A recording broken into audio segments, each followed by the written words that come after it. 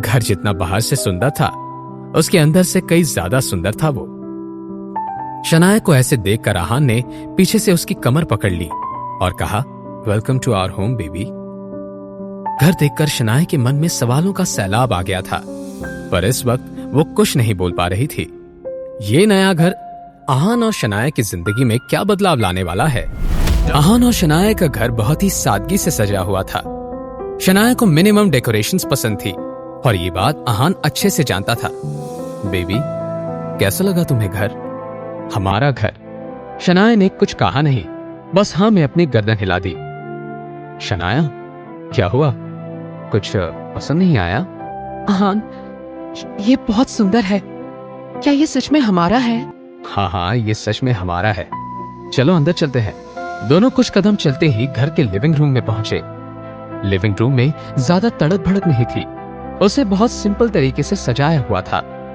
Living room की दीवार पर एक बड़ी सी शादी की तस्वीर थी। उस तस्वीर में जो दुल्हन थी वो बहुत ज्यादा खूबसूरत थी। दुल्हन तस्वीर में ज्यादा खुश नहीं थी और दूल्हे के चेहरे पर भी जबरदस्ती की हंसी थी। ये आहान और शनाया की तस्वीर थी। 3 साल पहले दोनों एक दूसरे से शादी के लिए तैयार नहीं थे। शनाया आहान के बारे में अच्छा सोचती थी, पर शादी नहीं करना चाहती थी। जब शनाया ने वो तस्वीर देखी तो उसे बहुत बुरा लगा और उसके मन में उलझन पैदा हुई। अगर आज मैं ये तस्वीर नहीं देखती तो मुझे इसके बारे में कुछ याद ही नहीं आता। 3 साल से आहान ने मेरे लिए बहुत कुछ किया है। उसने हमेशा मुझे समझने की और जानने की कोशिश की है, पर मैंने तो कभी भी किसी तरह की कोशिश नहीं की। शनाया के मन में गिल्ट बहुत बढ़ गया था। तुमने मुझे कभी भी सॉरी या थैंक यू बोलने नहीं दिया, पर आज मैं तुमसे सॉरी बोलना चाहती हूँ। सॉरी आहान, मैं बहुत शर्मिंदा हूँ। तुमने मेरे लिए इतना कुछ किया है, पर मैंने आज तक तुम्हारे लिए कुछ नहीं किया। गिल फैमिली ने तुम्हें हमेशा ताने सुनाए और तुम्हारी इंसल्ट की है, पर फिर भी तुमने कभी भी कुछ रिएक्ट नहीं किया। मैंने भी अपना गुस्सा हमेशा तुम पर ही उतारा है। उस हर चीज के लिए सॉरी आहान। 3 साल में मैं एक बार भी अच्छी वाइफ नहीं बन पाई, पर तुम हमेशा से एक परफेक्ट हस्बैंड रहे हो। आहान ने शनाया के आंसू पोंछे और उससे बहुत प्यार से कहा, शनाया, अगर तुम एक अच्छी बीवी नहीं हो तो इस दुनिया में कोई मेरी बीवी बनने के लायक नहीं है। अपने बारे में ऐसा मत सोचो। अगर तुम नहीं होती तो मैं 3 साल पहले ही मर चुका होता। मैं ही तुम्हें अच्छी लाइफ नहीं दे पाया। तुम एक रॉयल लाइफ डिजर्व करती थी और मेरी वजह से तुम्हें ऐसी लाइफ जीनी पड़ी। नहीं आहान, मुझे कभी नहीं लगा कि मेरे साथ कुछ गलत हुआ। मैं बहुत खुश हूँ। इस वक्त आहान मुस्कुराते हुए वहीं खड़ा था। क्या देख रहे हो तुम? शनाया ने शर्माते हुए पूछा। देख रहा हूं कि मेरी वाइफ कितनी अच्छी है। अच्छा, शनाया ने कहा और फिर मन में सोचने लगी। तुम्हें अब याद आया कि तुम्हारी वाइफ इतनी अच्छी है? तुम मुझे ऐसे नहीं देख सकते।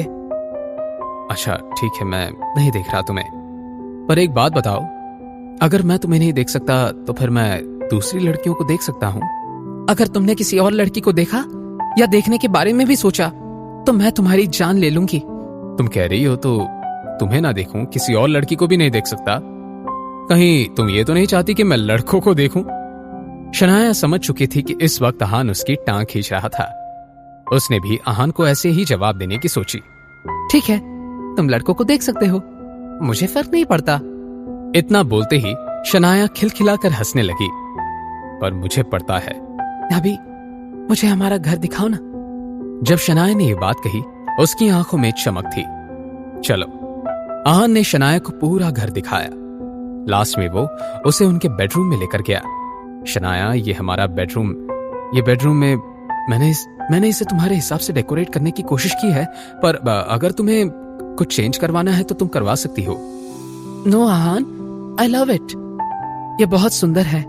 आओ, मैं तुम्हें बेडरूम से व्यू दिखाता हूँ। इतना कहते हुए आहान ने रूम की सबसे बड़ी सी खिड़की से पर्दा हटा दिया।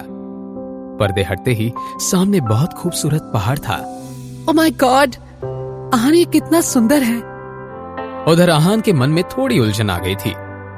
3 साल पहले जब मैंने रायजादा परिवार छोड़ा था तब मुझे किसी चीज का डर नहीं था, मेरी कोई कमजोरी नहीं थी। पर फिर मुझे शिमला में शनाया मिली और मुझे भी पता नहीं चला कि कब मैं उसके लिए इतना ज्यादा फील करने लगा। आज शनाया को इस तरह देखकर मुझे एहसास हो रहा है कि वो मेरे लिए कितना मीन करती है। अब आहान किसी भी कीमत पर शनाया को प्रोटेक्ट करना चाहता था। आहान जानता था कि कुछ ऐसा था जिसकी वजह से रायजादा फैमिली ने उसके साथ ये सुलूक किया था, पर वो एग्जैक्टली क्या था आहान को अभी तक पता नहीं था। आहान, आहान, शनाया ने 2-3 बार पूछा। आहान इस सोच में इतना खोया हुआ था कि उसे पता ही नहीं चला कि शनाया उसे बुला रही थी। आहान, तुम क्या सोच रहे हो? हाँ, कुछ नहीं। सब ठीक है ना? पहले कभी तुम्हें ऐसे नहीं देखा? हाँ, मैं बस सोच रहा था कि हमारे बच्चे कब होंगे? आहान ने मूड को लाइट करने के लिए कहा। हाँ, तुम क्या बोल रहे हो आहान? मैं बच्चे पैदा नहीं करना चाहती। कोई बात नहीं, हम अडॉप्ट कर लेंगे। इतना कहकर आहान हंसने लगा। आहान अब सोचने लगा था कि आदित्य रायजादा उसे और शनाया को साथ रहने देगा। सब जानते थे कि शनाया आहान की कमजोरी है। आहान, ये घर कितने का है? 10 करोड़ का। आहान ने सच बताने का फैसला किया। कार्तिक कोहली की वजह से यह बंगला मुझे 10 करोड़ में मिला है। कार्तिक कोहली।